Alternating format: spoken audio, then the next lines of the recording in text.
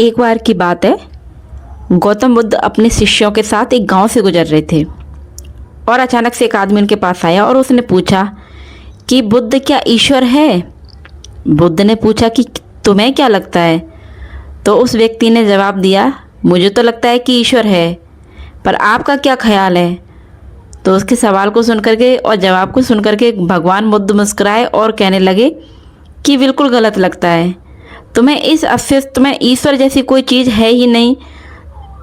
इस संसार में ईश्वर है ही नहीं।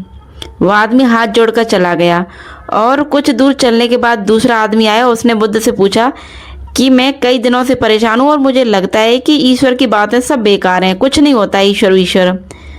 तो उसकी बात सुनकर के बुद्ध हंसे और बड़े ही प्रेम से कहा कि तुम्हें बिल्कुल गलत लगता है। इस अस्तित्व में सिर्फ ईश्वर ही है।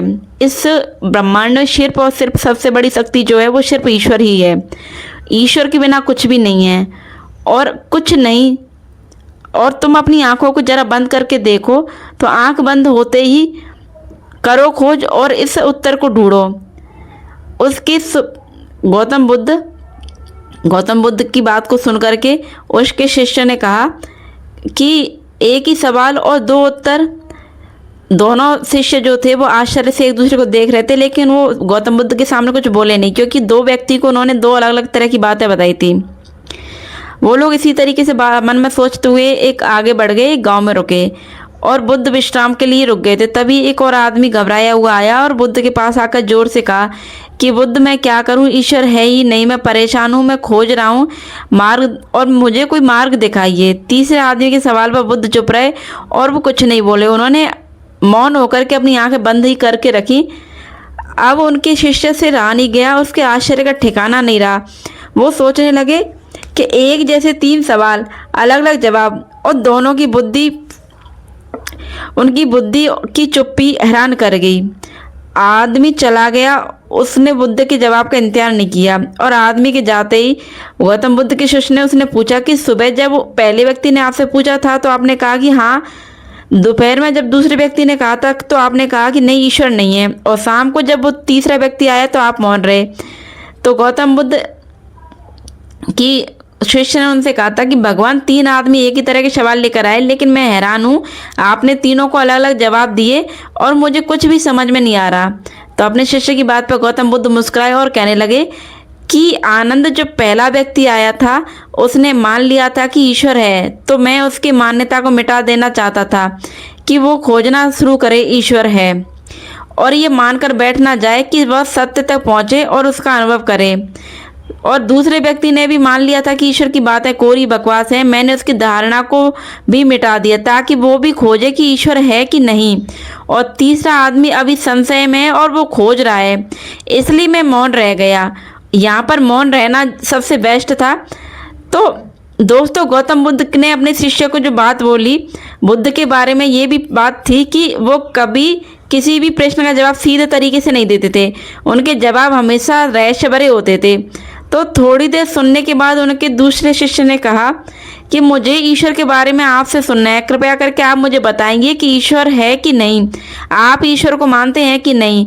इसके साथ ही मैं आपसे अनुरोध भी करता हूँ कि आप मेरे प्रश्न का सही जवाब दें। भगवान बुद्ध उसके सवाल को सुनकर के मुस्कुराए और कहा कि ठीक है, मैं उत्तर देता हूँ, पर उससे पहले मुझे तुमसे कुछ पूछना है। पहले मेरे प्रश्न का जवाब दो, तुम मुझे जवाब दो, उसके बाद मैं तुमको जवाब दूंगा। तो गौतम बुद्ध के दूसरे शिष्य ने कहा कि ठीक है, पूछिए। तब बुद्ध ने पूछा कि तुम सूर्य को मानते हो। तब पहले शिष्य ने बुद्ध की तरफ आश्चर्य से देखा और कहा कि बुद्ध, ये किस प्रकार का प्रश्न है।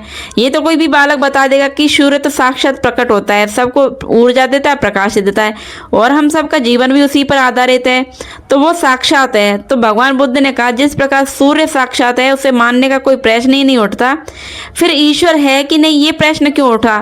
इसका तो यही अर्थ है कि तुम्हारे मन में ईश्वर को लेकर कोई संदेह है, क्योंकि ईश्वर सूर्य की भांति प्रशस्त नहीं है।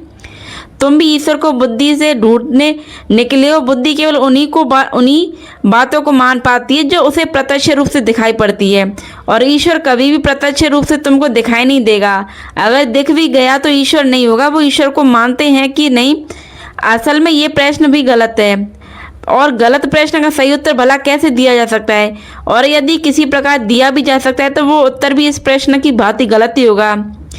उनका शिष्य इस जवाब को सुनकर के थोड़ी देर के लिए चुप पड़ गया। उसने कुछ नहीं कहा। तब उसने बुद्ध से कहा, मुझे समझ नहीं आ रहा भगवान कि मैं क्या करूं। तब भगवान बुद्ध ने कहा कि ईश्वर को माना नहीं जा सकता बल्कि ईश्वर को जाना जा सकता है।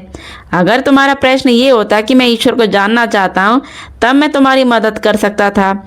इस संसार में कुछ भी मानने वाले लोग जानने से चूक जाते हैं उनका और वहीं विकास रुक जाता है। जिनका स्वयं का कोई बोध नहीं होता है वो सत्य है कभी नहीं जान पाना केवल वही पाता है। और जो निरंतर खोज रहा है जानने की यात्रा थोड़ी मुश्किल है लेकिन मानना बहुत आसान है। मानने में ना कोई खर्च है ना ही कोई परिश्रम। किसी ने कह दिया, किसी ने आपको समझा दिया तो आपकी बुद्धि संतुष्ट होगी, आपने मान लिया। लेकिन मानकर रुक जाने वाले लोग इस संसार के सबसे अभागे प्राणी हैं और ज्ञान के बिना ज्ञान व्यर्थ होता है। तो अगले दिन सुबह वही जिज्ञासु जिसके प्रश्न पर बुद्ध शांत और मौन हो गए थे फिर से आए और उसने बुद्ध से प्रश्न किया कि बुद्ध, आप शाम को मौन हो गए थे। मेरे जीवन का एक ही लक्ष्य है कि ईश्वर को खोज लूं, वो कहाँ है, कैसा है, उनसे ब्रह्म ज्ञान की प्राप्ति कर लूं। और मैंने सुना है कि आपको परम ब्रह्म ज्ञान उपलब्ध हुआ है तो आप अवश्य ईश्वर से मिले होंगे। तो क्या आप ईश्वर की खोज में मेरी सहायता नहीं करेंगे? बुद्ध ने कहा, जिसे तुम खोज रहे हो उसे तुमने कहाँ कहाँ खोजा है? तो वो जिज्ञासु बोला, बुद्ध, मैंने सभी तीर्थ स्थलों में, मंदिरों में, पूरी दुनिया का भ्रमण किया, हवन किए, बड़े बड़े अनुष्ठान किए, मैंने सब कुछ किया जिससे मैं ईश्वर को पा सकता था।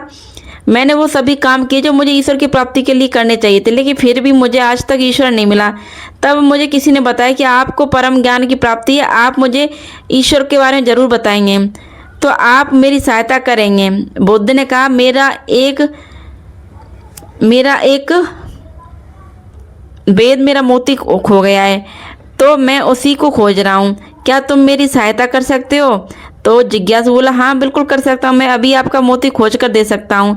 वो मोती खोजने लगा। धीरे धीरे समय बीतता जा रहा था। काफ़ी समय ढूंढने के बाद भी मोती नहीं मिला। वो बुद्ध के पास गया और बोला, मैंने बहुत ढूंढा लेकिन मुझे मोती नहीं मिला। ये सुनकर के बुद्ध ने कहा कि वह मोती अगर तुम मुझे ढूंढ कर दे दोगे तभी मैं तुम्हारी कोई मदद करूँगा। क्या तुम मेरे सवालों का जवाब नहीं चाहिए?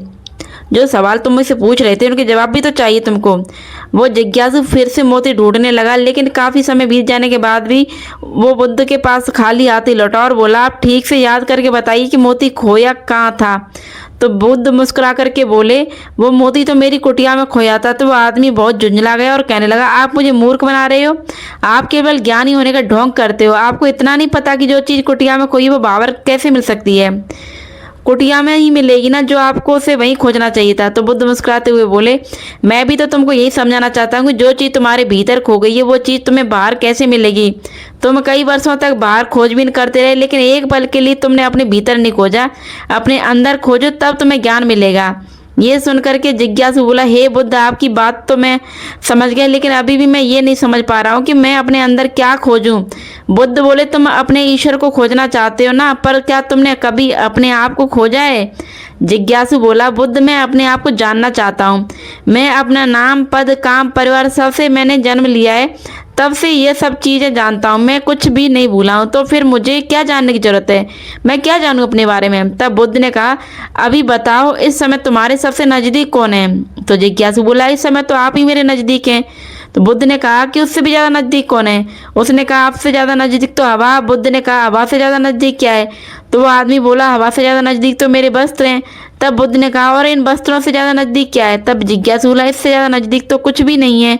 तब बुद्ध ने कहा, अपनी आंखें बंद करो, बिल्कुल शांत होकर अपने भीतर खोजो, तुम्हारे भीतर क्या है? विचारों को हटा दो, ध्यान दो, तुम्हारे नज़दीक क्या है? थोड़े समय बाद बुद्ध उससे पूछते, तुम्हारे सबसे नज़दीक क्या है? वो व्यक्ति बोला, पहले ऐसे लगा मेरी सांसें सबसे ज़्यादा मेरे नज़दीक हैं, लेकिन धीरे धीरे मेरी सांसें मुझसे दूर होती चली गई। फिर मुझे लगा मेरी धड़कन मेरे सबसे नज़दीक है और वो भी फिर मुझसे दूर होती गई। मैं खुद से ही दूर हो गया और मुझे अलग ही अनुभव हुआ, मैं कहीं नहीं हूँ फिर भी हूँ। बुद्ध, मैं इस चीज़ को अभी भी नहीं समझ पा रहा हूँ, क्या ये क्या है? तब बुद्ध मुस्कुराए और बोले कि अब तुम सही खोज रहे हो, शीघ्र ही तुम्हें तुम्हारा मोती मिल जाएगा और वो जो तुम्हें समझ नहीं आ रहा वो समझ आ जाएगा। ये सुन करके वो व्यक्ति जो जिज्ञासु था, जिज्ञासु ने अपनी बुद्ध से अपनी अभद्रता के लिए माफ़ी मांगी और उनका आभार व्यक्त किया। आपने मुझे ज्ञान का रास्ता दिखाया, तो ईश्वर को मानो नहीं जानो। जब तुम ईश्वर को जान जाओगे, उसका स्वाद चख लोगे, तब तुम उस बात को किसी को बता नहीं पाओगे, उस ईश्वर की सीधी व्याख्या नहीं कर पाओगे, लेकिन दूसरों को ईश्वर का स्वाद चखाने में मदद करोगे। बुद्ध सत्व संबंधित प्रश्न जैसे ईश्वर व आत्मा, इनसे संबंधित प्रश्नों से बचा कर देते, उनका उत्तर नहीं देते थे। और अगर कहीं ऐसा सामना हो भी गया कि उनको उत्तर देना पड़े, तो वो उदाहरणों के माध्यम से समझाने का प्रयास करते थे। जिन्होंने ईश्वर का वर्णन किया, उनके लिए उनके अनुयायियों ने अलग अलग तरह के समुदाय बना दिए, तो अपने ईश्वर को सही और दूसरे के ईश्वर को गलत मानने लगे।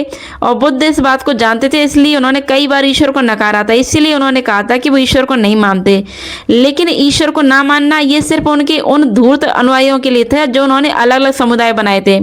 उन्होंने कभी ईश्वर को इनकार नहीं किया, वो स्वयं ईश्वर के पथ पे ही चलते थे।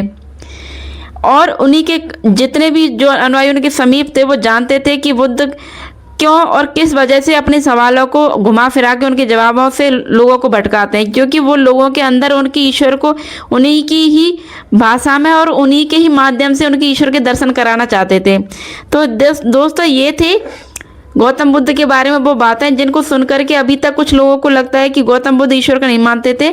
और गौतम बुद्ध की ही बातों को हम कई आजकल के अनुयायी, जिनको कह सकते हैं कुछ धर्माचार्य, वो भी यही बोलते हैं कि कुछ लोगों के लिए ईश्वर है, कुछ लोगों के लिए ईश्वर नहीं है।